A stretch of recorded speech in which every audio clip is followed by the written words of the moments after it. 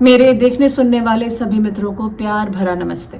मैं प्रस्तुत हूँ आपके सामने एक ब्रांड न्यू व्लॉग के साथ। अक्सर जब हम अपने घरों को बनाते हैं तो उनमें हम अपने बेडरूम्स को वो प्रायोरिटी नहीं दे पाते जिसके वे असली में हकदार होते हैं। कम से कम मेरे बेडरूम्स के साथ हमेशा ये किस्सा रहा है। किसी न किसी कारणवश मेरा बेडरूम हमेशा से एक प्लेन सिंपल फंक्शनल स्पेस ही रहा है। और फिर आया लॉकडाउन। मेरा वर्क फ्रॉम होम स्टेशन एक पहलवान की तरह दनदनाता हुआ मेरे घर के सबसे अतरंग हिस्से में पहुंच गया। सुबह सुबह उठते ही रंग और प्रेरणा स्रोतों से घिरे रहने का मेरा सपना जैसे सपना ही रह गया। लेकिन साल की शुरुआत में मैंने निश्चय कर लिया था कि ये हालात बदलेंगे, और वो बदले। तो मैं आपके सामने प्रस्तुत हूँ उसी बदलाव का लेखा जोखा लेकर। तो ब्लॉग को अंत तक जरूर देखिएगा। पसंद आए तो लाइक, शेयर, सब्सक्राइब और वो सब कुछ जो करना होता है वो कीजिएगा। हर अच्छी कहानी प्रेरणा से शुरू होती है और मेरी भी शुरुआत यहीं से हुई। मेरा सपना था कि मैं खुद को उन चीज़ों से घेर कर रखूं जो रंग और शिल्प के परिचायक हों। तो मेरे कलेक्शन के कुछ बेहद प्रिय चीज़ों को लेकर मैं सीधे अपने फ्रेमर विमल के पास कोलाबा जा पहुंची। गत कुछ वर्षों में विमल और मैंने साथ में मिलकर कुछ बहुत अच्छी चीज़ें बनाई हैं, और इस बार भी मुझे पूरा भरोसा है कि हम साथ मिलकर कुछ अच्छा ही बनाएंगे। एक सप्ताह के विचार विमर्श और चर्चा के बाद फ्रेम्स तैयार हो चुके हैं और मैं यहाँ पर फ्रेम की जाने वाली वस्तुओं को लेकर आ गई हूँ। सबसे पहली वस्तु दक्षिण भारत की लंबानी जनजाति द्वारा बनाई गई ये हेड ड्रेस है। ये सिर ढकने वाला एक परिधान है जिसका एक सिरा गोलाकार है, जिसकी सहायता से पानी के भारी मटके सिर पर आसानी से संतुलित किए जा सकते हैं। ये अगली वस्तु भी लंबानी ट्राइब द्वारा बनाई गई है। ये एक माथे का आभूषण है जिसका उपयोग शादी समारोहों के लिए बैलों को सजाने के लिए किया जाता है। इसके अलावा मैंने 3 चोलियों का चयन किया है, जिनमें से 2 पर लोकप्रिय मोची भरत तकनीक का उपयोग कर कढ़ाई की गई है। इस प्रकार की कढ़ाई की शुरुआत राजस्थान के मोची समुदाय से हुई थी। यह अपने जटिल और खूबसूरत चेन स्टिच पैटर्न के लिए जानी जाती है।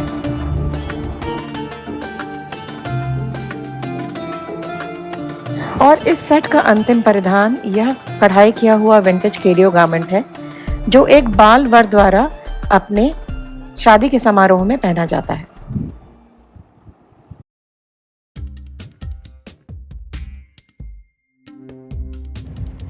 विंटेज टेक्सटाइल के टुकड़े फिट कर दिए गए हैं और वे बेहद खूबसूरत लग रहे हैं।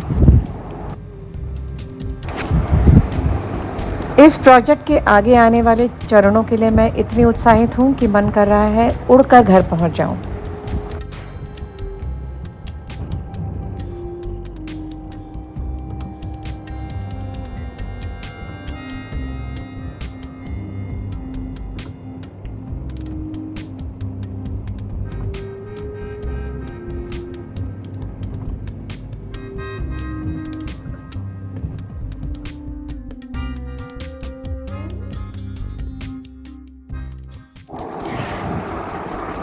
तो फ्रेम्स का सबसे पहला समूह बिस्तर के ठीक पीछे वाली दीवार पर लगाया जाएगा।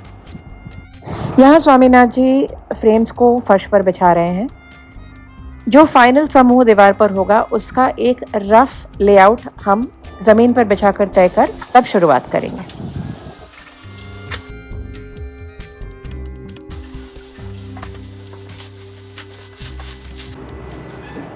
मेरे ख्याल से बहुत पास जोड़ी है, मैं बहुत पास नहीं ठीक लगेगा, उसको थोड़ा सा रूम चाहिए। दूसरा वाला उधर उस साइड लगाइए। तो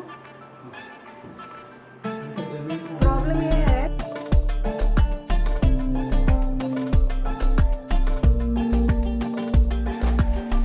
ड्रिलिंग शुरू करने के पहले माप लेकर हम सारे निशान बना लेंगे।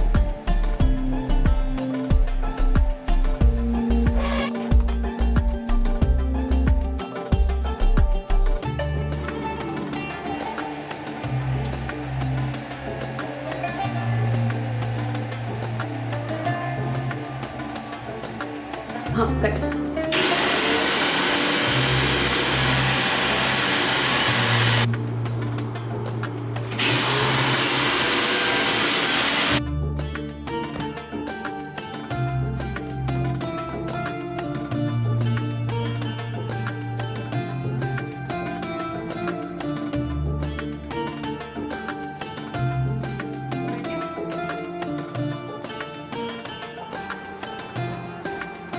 और देखते ही देखते पहला फ्रेम लग चुका है।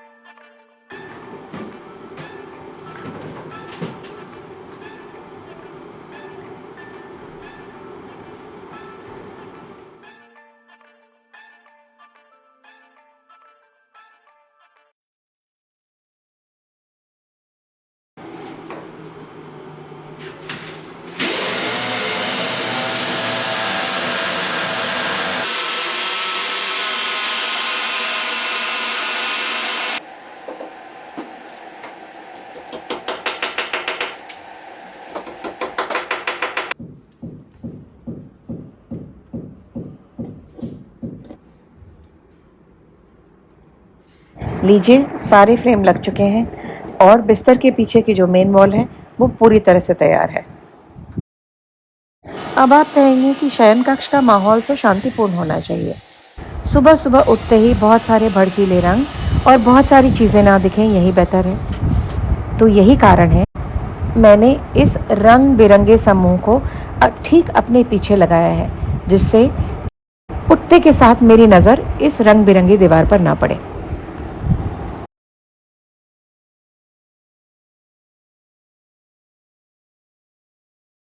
ओशिवारा के बहराम बाग बाजार में एक बार मेरी नज़र लकड़ी के पैनलों के एक ढेर पर पड़ी।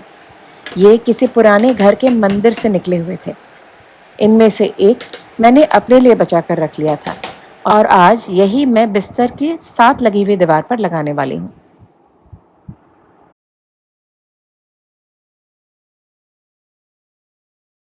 और इस पैनल पर मैं लगाऊंगी सिंगापुर के ब्रिटिश इंडिया स्टोर से खरीदी हुई कुछ पुरानी खूंटियाँ। इन खूंटियों की मदद से मुझे आशा है कि मेरी रोज़मर्रा के इस्तेमाल में आने वाली चीज़ें जैसे स्कार्फ्स, ज्वेलरी, छतरियाँ या चाबियों को एक घर मिल जाएगा। रोज़मर्रा की वस्तुओं को इस प्रकार से कलात्मक तरीके से ऑर्गेनाइज़ किया जा सकता है। तो इस प्रकार कारपेंट्री का सारा काम पूरा हुआ। अब साथ ही साथ वक्त है उन फिनिशिंग टचेस का जिनके बिना ये मेकओवर ही नहीं रहेगा। बात करें शुरुआत की तो जाहिर है फूलों का जिक्र होगा ही। स्कीम में रंग और टेक्सचर ऐड करने के लिए मैंने बिस्तर और लिनन का उपयोग किया है। और चूंकि यह कहानी ही हाथ से बनी हुई चीज़ों की है, तो मैंने जहाँ भी हो सके अपनी यात्राओं में एकत्रित किए हुए टेक्सटाइल्स और अन्य हाथ की बनी हुई चीज़ों का भी इस्तेमाल किया है, जैसे बाली के बुनकरों की यह कारीगरी जिसे रांग रांग कहते हैं, हाथों से बना हुआ यह पंखा और ये बास्केट जो मेरे ही गांव की दादी नानियों की बनाई चीज़ें हैं।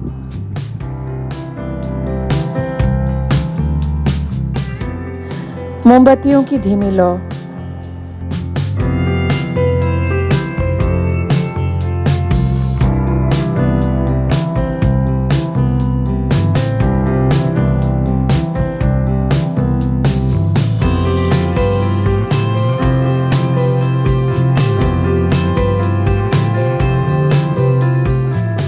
रोज़मर्रा के इस्तेमाल में आने वाले ये मोती और आभूषण आसानी से उपलब्ध होने के अलावा इस प्रकार सजावट में भी वृद्धि कर रहे हैं।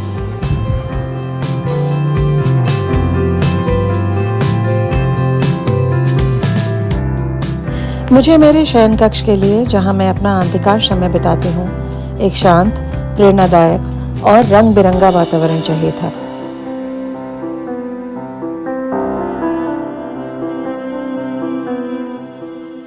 महीनों की टाल मटोल और प्रतीक्षा के बाद मुझे खुशी है कि यह परियोजना अंततः पूरी हो गई है। मुझे उम्मीद है कि आप लोगों को इसे देखने में उतना ही आनंद आया होगा जितना मुझे इस जगह को बनाने में आया है। यदि आपको यह वीडियो पसंद आया तो लाइक, फॉलो और सब्सक्राइब करना ना भूलिएगा। हमेशा की तरह आपके प्यार भरे कमेंट्स ज़रूर छोड़िएगा। आपका प्यार और समर्थन मेरे लिए बहुत मायने रखता है।